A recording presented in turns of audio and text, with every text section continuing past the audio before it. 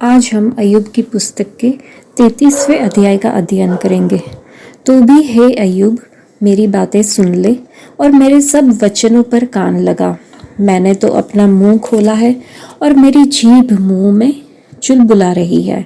मेरी बातें मेरे मन की सिधाई प्रकट करेगी। जो ज्ञान में रखता हूँ उसे खराई के साथ कहूँगा। मुझे ईश्वर की आत्मा ने बनाया है और सर्वशक्तिमान की सांस से मुझे जीवन मिलता है। यदि तू मुझे उत्तर दे सके तो दे। मेरे सामने अपनी बातें क्रम से रचकर खड़ा हो जा।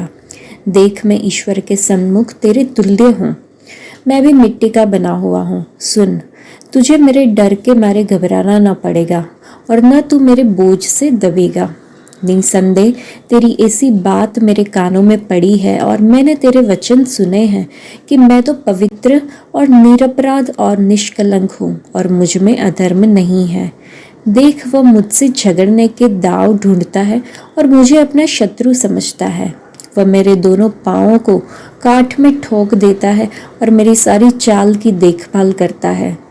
देख, मैं तुझे उत्तर देता हूँ, इस बात में तू सच्चा नहीं है, क्योंकि ईश्वर मनुष्य से बड़ा है। तू इससे क्यों झगड़ता है? क्योंकि वह अपनी किसी बात का लेखा नहीं देता। क्योंकि ईश्वर तो एक क्या वरन 2 बार बोलता है, परंतु लोग उस पर चित्त नहीं लगाते। स्वप्न में व रात को दिए हुए दर्शन में, जब मनुष्य घोर निद्रा में पड़े रहते हैं, वह बिछोने पर सोते समय, तब वह मनुष्य के कान खोलता है और उनकी शिक्षा पर मुहर लगाता है, जिससे वह मनुष्य को उसके संकल्प से रोके और गर्व को मनुष्य में से दूर करे। वह उसके प्राण को गड्ढे से बचाता है और उसके जीवन को खड्ग की मार से बचाता है। उसे ताड़ना भी होती है कि वह अपने बिछोने पर पड़ा पड़ा तड़पता है और उसकी हड्डी हड्डी में लगातार झगड़ा होता है, यहाँ तक कि उसका प्राण रोटी से और उसका मन स्वादिष्ट भोजन से घृणा करने लगता है। उसका मांस ऐसा सूख जाता है कि दिखाई नहीं देता और उसकी हड्डियाँ जो पहले दिखाई नहीं देती थी निकल आती है। निदान वह कब्र के निकट पहुँचता है और उसका जीवन नाश करने वालों के वश में हो जाता है। यदि उसके लिए कोई बिछुई स्वर्गदूत मिले जो 1000 में से एक ही हो, जो भावी कहे और जो मनुष्य को बताए कि उसके लिए क्या ठीक है, तो वह उस पर अनुग्रह करके कहता है कि उसे गड्ढे में जाने से बचा ले, मुझे छुड़ौती मिली है। तब उस मनुष्य की देह बालक की देह से अधिक स्वस्थ और कोमल हो जाएगी। उसकी जवानी के दिन फिर लौट आएंगे। वह ईश्वर से विनती करेगा और वह उससे प्रसन्न होगा।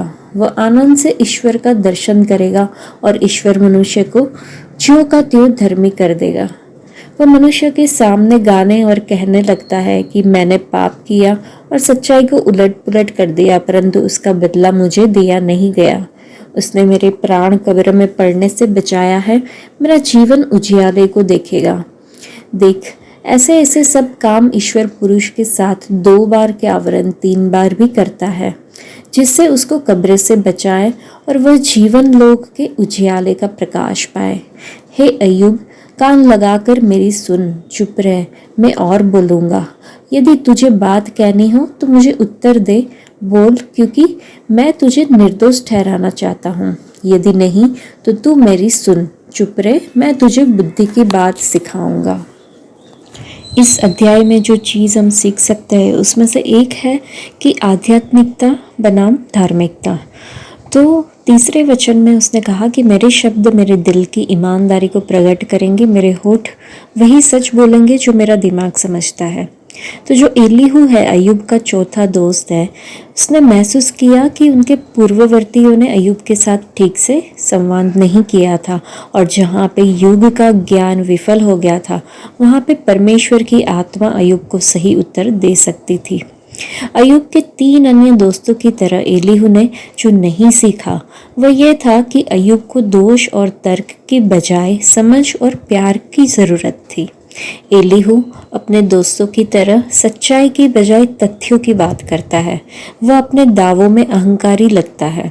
अन्य 3 दोस्तों के विपरीत वह अय्यूब पर झूठा दोष नहीं लगाता है, बल्कि अय्यूब के शब्दों को लेकर अय्यूब की अपनी आलोचना को सीमित करता है। एलीहू हमें एक अत्यंत धार्मिक युवक की याद दिलाता है, लेकिन आध्यात्मिक व्यक्ति की नहीं। केवल अय्यूब को ही आध्यात्मिक मार्गदर्शन मिला था। उसके चारों दोस्त सांसारिक दृष्टिकोण से परमेश्वर के बारे में बहुत कुछ जानते थे, लेकिन आध्यात्मिक दृष्टिकोण से वे उसे समझने में असफल रहे। कई मसीही अय्यूब के दोस्तों की तरह है। वे सोचते हैं कि वे परमेश्वर को जानते हैं, परंतु वे उसे आत्मा और सच्चाई से नहीं जानते। परमेश्वर हम सभी के जीवन में सुधार के अवसर देता है। वे सिर्फ भस्म करने वाली आग नहीं है, वे अपने सभी बच्चों को अनंत काल तक ले जाना चाहते हैं।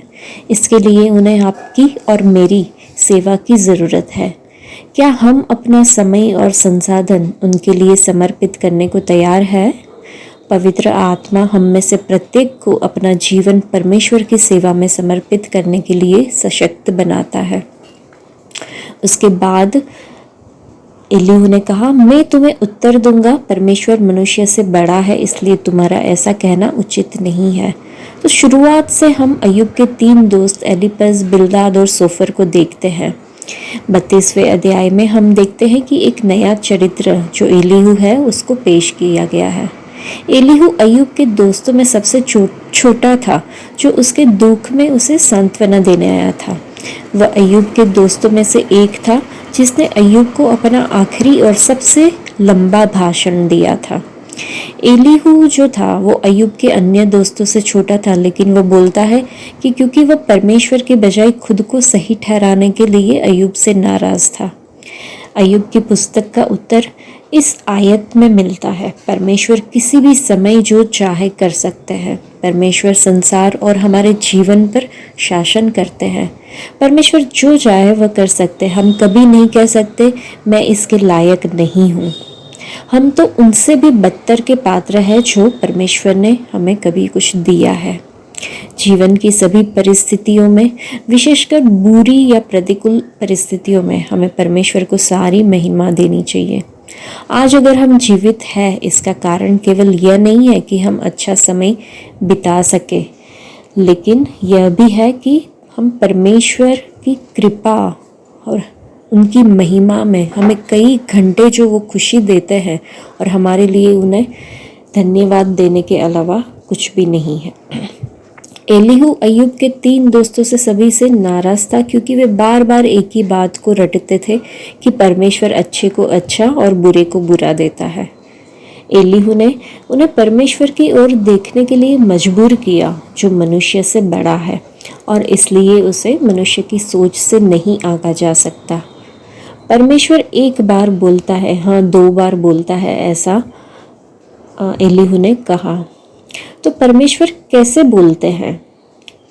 परमेश्वर अपने वचनों के द्वारा हमसे बात करते हैं, सपनों के द्वारा बात करते हैं, दर्शन के द्वारा बात करते हैं, हमारी पीड़ा में हमसे बात करते हैं, स्वर्गदूतों की मध्यस्थता के माध्यम के रूप से हमें बात करते हैं, मौखिक रूप से हमें बात करते हैं, या कोमल खरपतवार से हमारे साथ बात करते हैं। और अगर हम सोचें कि क्यों बात करते हैं, तो वो परमेश्वर मनुष्य को गलत विचारों से दूर करने के लिए बात करते हैं, उसे अहंकार से दूर करने के लिए बात करते हैं, उसकी आत्मा को गड्ढे में गिरने से बचाने के लिए बात करते हैं, और उसके जीवन को तलवार से नष्ट होने से बचाने के लिए परमेश्वर हमसे बात करते हैं। इसलिए आइए हम अपने विश्वास को मजबूत करने के लिए प्रार्थना करें, ताकि हम उसके हाथों के द्वारा अच्छे और बुरे दोनों चीज़ों को स्वीकार कर पाए। आइए हम पूरे दिल से परमेश्वर की पूर्ण संप्रभुता में विश्वास करें, सच्चे विवेक से विश्वास करें कि वे जो भी करते हैं वह सही और अच्छा करते हैं। आइए हम परमेश्वर की पवित्र इच्छा से संतुष्ट रहे और कभी भी शिकायत ना करें। तो आज के लिए इतना ही। परमेश्वर आप सबको आशीष दे। धन्यवाद।